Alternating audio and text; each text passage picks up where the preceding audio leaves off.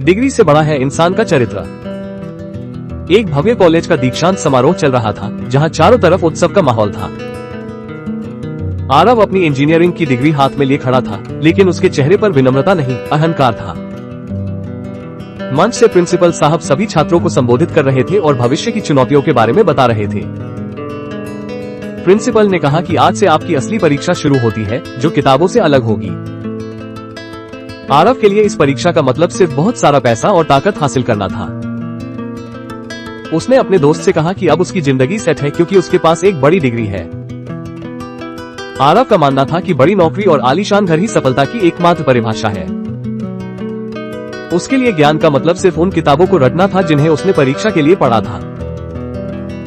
चरित्र और मानवता की बातें उसे समय की बर्बादी और केवल भावुकता लगती थी।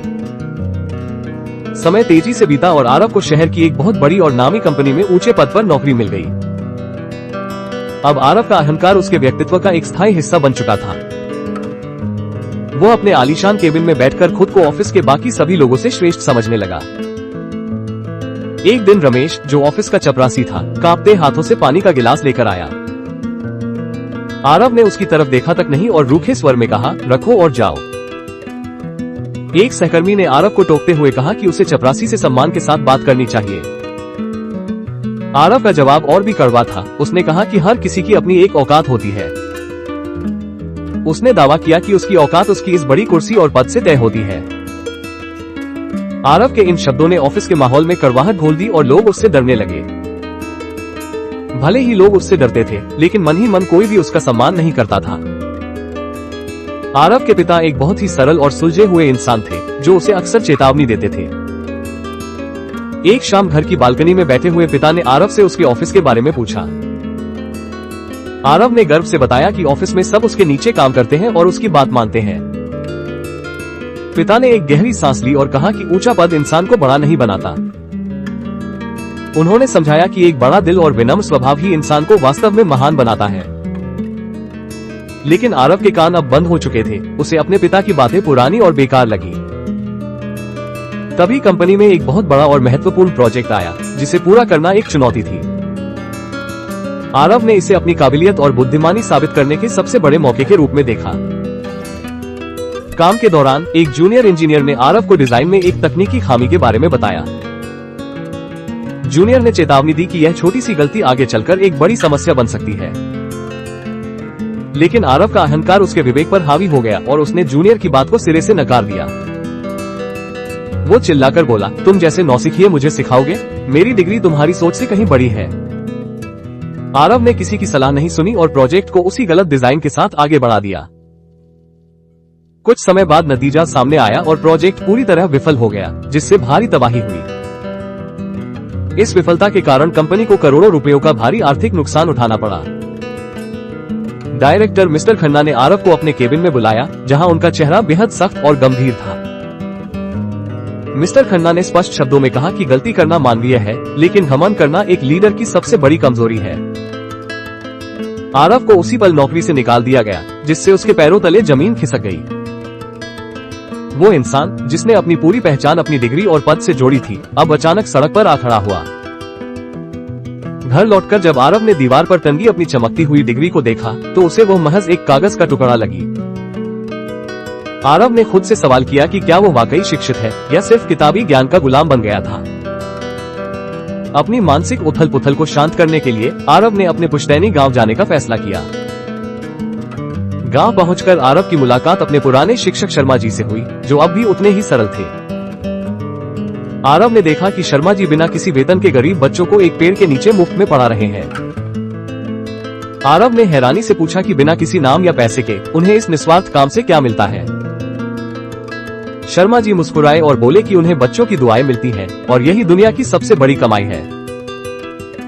शर्मा जी ने आरव को समझाया कि डिग्री सिर्फ नौकरी का जरिया है, लेकिन सच्ची शिक्षा इंसान को इंसान बनाती है। उन्होंने कहा कि यदि तुम्हारी पढ़ाई के बाद भी किसी की आंखों में आंसू आते हैं, तो तुम्हारी डिग्रियां रद्दी है। शर्मा जी की बातों ने आरव के अहंकार को तोड़ दिया और उसकी आंखों से पश्चाताप के आंसू बहने लगे। अगले दिन से आरव के व्यवहार में बदलाव आया और वो दूसरों की मदद करने के लिए तत्पर रहने लगा। सड़क पार करते समय आरव ने एक लाचार बुजुर्ग का हाथ थामा और उन्हें सुरक्षित दूसरी ओर पहुंचाया। जब उस बुजुर्ग ने आरव के सिर पर हाथ रखकर आशीर्वाद दिया तो उसे एक अनूठा सुकून महसूस हुआ।